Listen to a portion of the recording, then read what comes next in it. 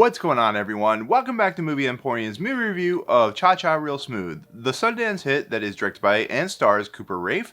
This story, of course, is the story of Andrew, who is played by Cooper Raiff, who is a slacker. He lives at home. He works at a place called Meat on a Stick, and in the process of everything, he is also becomes a DJ for bar mitzvahs. It becomes a weird story of just like how he connects with like all the young adults, all the young kids in the story. It's actually quite endearing and sweet. And in the process of everything, she meets a character named Domino, who of course is played by Dakota Johnson. Dakota Johnson's character has a daughter named Lola, who's played by Vanessa Burghardt, and it becomes kind of a love story, but not really a love story. It's about people who live on interesting different sides of the spectrum when it comes to the world they live in, how everything operates. Of course, Domino's character has a boyfriend who's constantly traveling, so it makes her very lonely, and it becomes a story once again of two adults who have different ways in their lives. And on top of everything, Andrew's character becomes good friends with Lola, who has autism.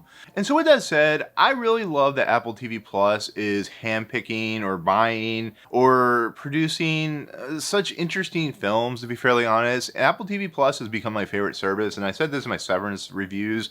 They're a channel that kind of came out of nowhere. They really didn't have what I would call quality intro stuff when they first premiered. I think people love the morning show and like First of Mankind or whatever it is. But with that said, when it won Best Picture for Coda, it was a smart move, and they wanted to find another crowd pleaser that they could probably try to promote as a Best Picture nomination. But they also know that if this movie Cha-Cha Real Smooth, which like I said once again premiered at Sundance, was a big hit at Sundance, it's going to garner them subscribers. So there's a lot of smartness in their thinking, and they're very ruthless. They are Apple. But I was really excited to see this movie. I hear really great things about it. Once again, came out of Sundance, won the People's Choice Award, picked up by Apple automatically immediately after it premiered at Sundance. I heard this was a film that is a great, directorial effort by Cooper Raiff, and so I was excited to see this.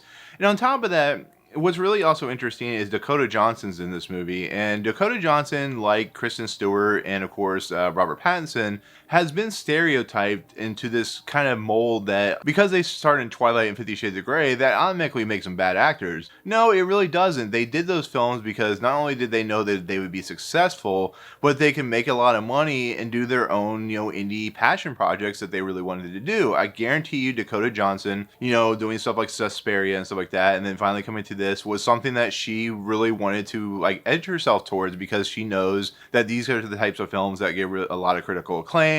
They're interesting projects, and that's why Robert Pattinson and of course Kristen Stewart have become such big actors, as well as Dakota Johnson in a lot of respects. So with all that packages and what Cooper Raiff was supposedly doing here, I was really excited to see it.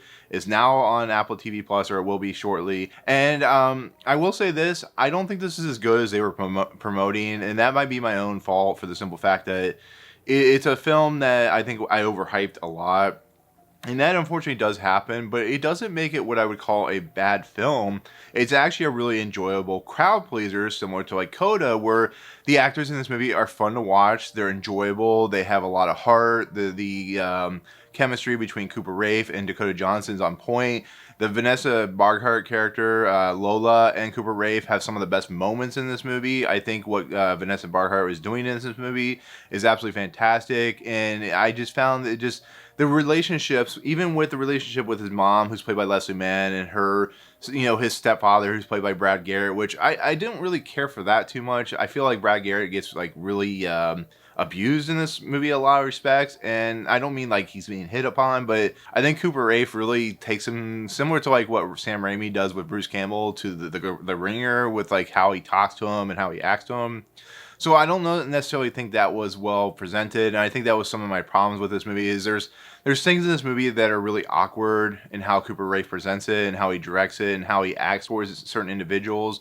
Outside of that, it is really enjoyable. It has a fun message. It has a good message. It's entertaining. It does everything you would expect a crowd pleaser to do. And this is a film similar to Coda that's going to bolster Apple TV's subscription base. These are the types of films that get a lot of people on their subscription subscription or their streaming platform.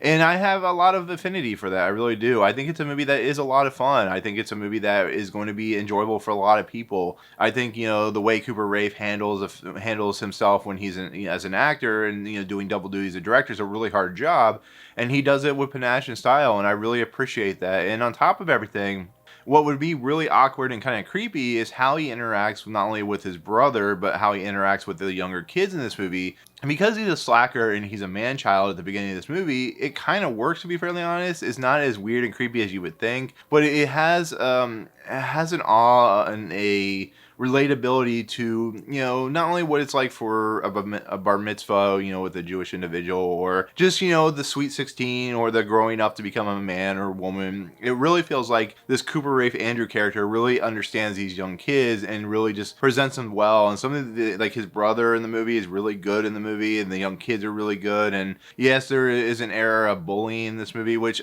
I hate the fact that bullying is just, it's so disgusting to watch, but it's very prevalent even in today's society, and that's handled really well. And I think in the end, when to kind of finish up this review, I think this is a movie that, though it has its problems with its awkwardness and, you know, some of the storytelling elements, even with Dakota Johnson and Cooper Raiff, are a little ham-fisted and a little one-note. There are some places and I think the soon-to-be stepfather for Lola is a little stereotypical in a lot of respects, but there is a ending conclusion to his character that is a little subversive in a lot of respects. But I think, with that said, my overall thoughts, and to kind of conclude this review, it's a fantastic, fun, energetic movie. It has its issues, but it's a movie that I think is going to win over audiences. I think Cooper Raiff is a director that's an up-and-coming director that's going to do some really great material in his career as he moves forward. And I think it was smart for Apple to pick this up. I think, you know, they spent a lot of money for it, but I think it's definitely worth it. So definitely worth watching. Has a little bit of issues, but I definitely recommend it. So with that said, that is my take of course, Cha Cha Real Smooth, which is a really weird title, but, you know, it is what it is. So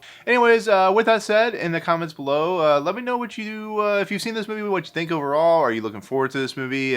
What is your favorite kind of, you know, coming of age or man-child movie? You could think of Step Brothers or something like that. I mean, that's kind of man-childish. So, but anyways, with that said, thank you so much for watching. If you like what you see on this channel, hit the subscribe button to join Movie Emporium. Hit that notification bell at the top to find out what's coming next. If you like this video, awesome. Hit that like button, and as always, we'll see you guys on the next video. Peace out.